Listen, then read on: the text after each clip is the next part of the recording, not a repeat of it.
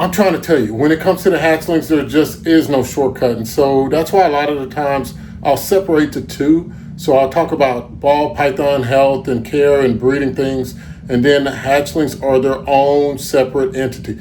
In this video, I hope to show you how I set up my hatchlings, how I ID them using MorphMarket, as well as, how I enter them into our tracking system and everything else. You see behind me, these animals already have a yellow tag on them. Of course, I'm videoing, so this should be in reverse or backwards. Sorry about that. But I hope that this is some information they can use in the video, and just let me know.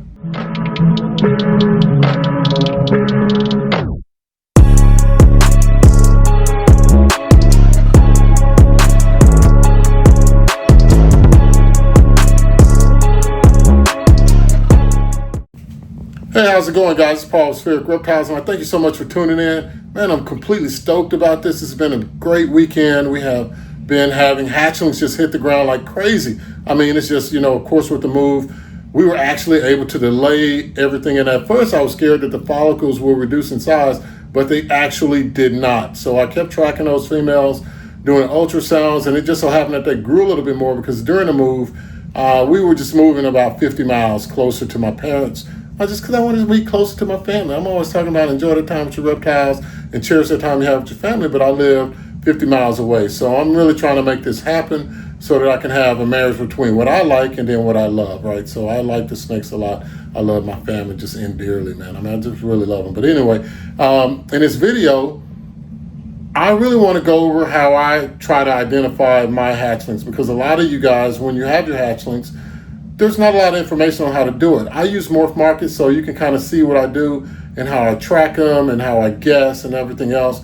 And then what genes I ultimately determine that I'm going to genetic test. And I think that's the more important thing, because you don't want to spend money when you don't have to, but it's better if you don't know to not guess. Because one of the worst parts about the morphs that were identified before genetic testing came out was that sometimes you look at an animal on MorphMarket and you're like, what the heck? That's not it. And you know that that's not it. It ain't right. It ain't right. It isn't right. So then you try to find another animal and it's someone selling their collection, or it's a super form. Like even we have an ivory up there that has all the genes in it that we genetic tested, but it wouldn't help you out if you were looking for it online in MorphMarket to try to identify your own hatchling. So man, take a look at this video. If you like it, please hit that like and subscribe button. More importantly, let me know what you think, and I'll see you at the end. For this part, I wanted to do something different. I wanted to kind of do a side-by-side comparison. I know I'm always showing MorphMarket. This is the easiest one. It is a het clown or a classic ball python, but by showing the screenshots of the just het clowns that I got on MorphMarket, I think that I was better able to show you different things. All right, so with this one, it's a little bit different. So what I'm guessing is that this is a pastel phantom Huffman het clown. This one will be named Snickers. But if you see how I came to the conclusion is I couldn't find anything with Huffman, so I used black pastel and phantom het clowns to try to make this observation, and also looked at some pastel versions, and that's where I came to it. And you see how black that is up on top of it, and that's what led me to believe that is, but I'll still share a test. Moving on to this one, it is Lemonade, and I concluded that this one right now is a pastel spot nose phantom het clown. And here you can see where I started thinking that the spot nose might be in there, because normally that makes the dorsal line very, very pronounced. And the other sides are just what I think it is, but I'm going to have to share test this entire animal just to be 100% sure. Again, I haven't sexed any of these animals because I want to get meals in them, but nonetheless. Really pretty animal, though. I think that's part of the fun, is just in guessing what you got when you see the animals hatch out. And that's why some people take a peek. That's why I take a peek into the egg before it hatches out. And this is 2601-02 gummy worm. This is a pastel phantom Huffman het clown. Looks just like the mother. So this is how the mother looked when she was young. Of course, she's definitely browned out a lot, but I had to use my own photos for this, and which is why I wanted to make my own photo record. And so I'm used to seeing this pattern because of the way the Huffman extends down with the phantom and the pastel. It just mixes the same way every single time. You see how the alien heads are kind of jagged in there? to where they look like they're not solid yellow. It's kind of broken up, and that's where it led me to that conclusion. Moving along to 2601-06, this is Butterfinger, I think is what we named it. And so for this one, we were guessing that this is a Phantom Leopard Clown, but I will also test it for spot nose, yellow belly, and Huffman's while I'm at it. Just to be sure, I looked on MorphMarket. I couldn't find anything that looked like this, so I had to piece together different snakes to try to come up with that conclusion. But I know that it has leopard and it has phantom from the eye stripes and that thick dorsal line. Anytime you add phantom with leopard, you get that extra thick dorsal line down the back.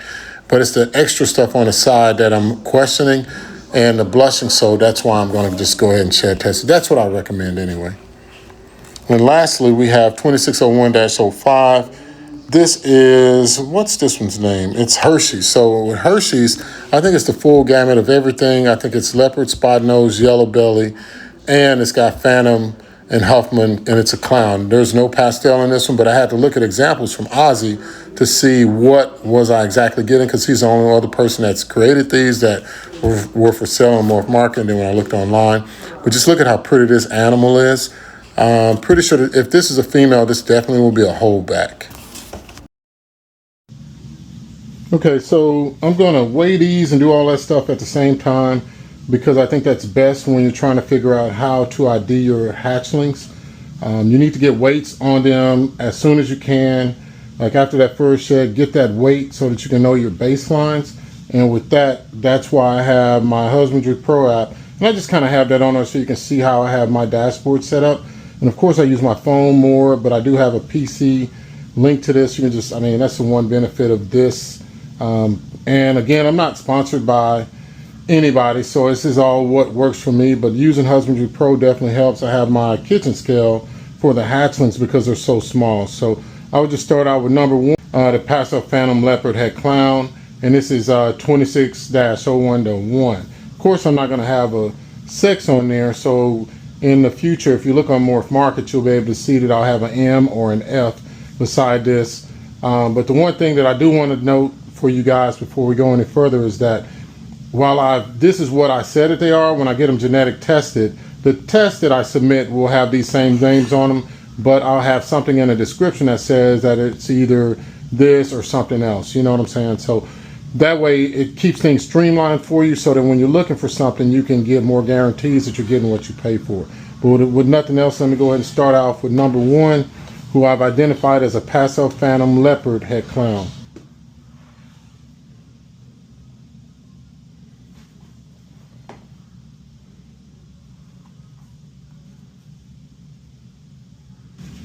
So just to get a weight, my screen doesn't turn off, right? Just to get a weight on this little snake, so at 54 grams, 53 grams.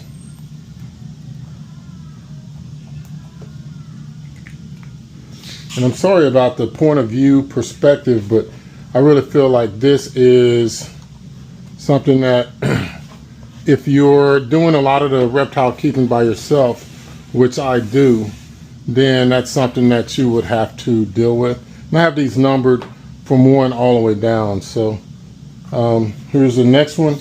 So number 2 I've identified as a Pastel Phantom Huffman Head Clown, and that's because of the different pattern that's in there. And of course, like I said before, that could definitely change. So I got this one as 56 grams. I'm gonna leave it at 56 because I'd rather err on the side of caution. So at 56 grams, 57 grams, that's so close.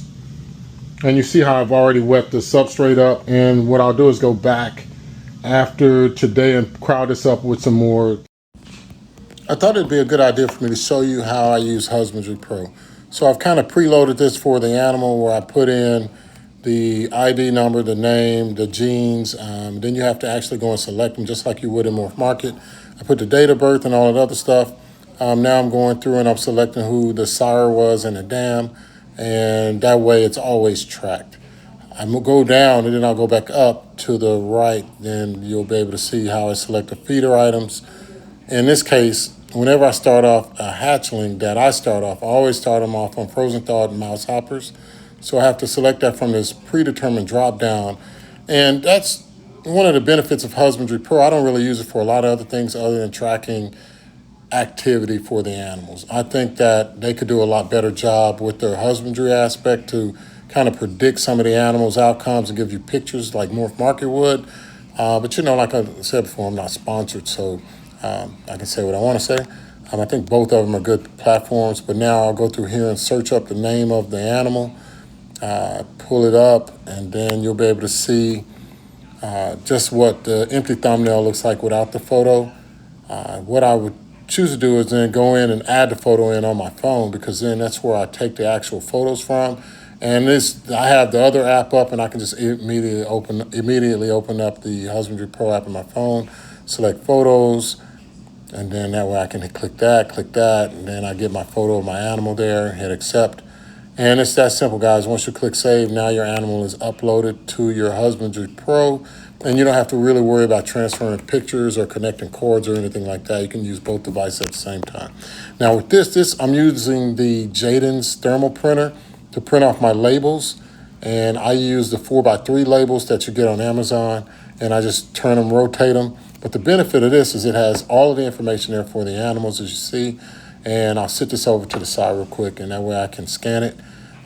This is what the customer would see, and there's two different versions. You can see what the customer sees, and then there's a tracking sheet. But I think this one is one of the main selling points that I like, so that whenever people come by the table or when they buy an animal, they can get this information. Hopefully that was one of the quickest videos you've ever seen on this channel. Normally I try to do an extremely long form video just because the content is so thorough, but in this one I was able to fly through the exact timeline that it takes me to do it. Now, of course, I edited out some of the other stuff, the fluff, but those are the steps that I take to where I can produce the labels that are behind me. So as I scoot closer to them, you can see that the labels over there, well, let me just grab one here.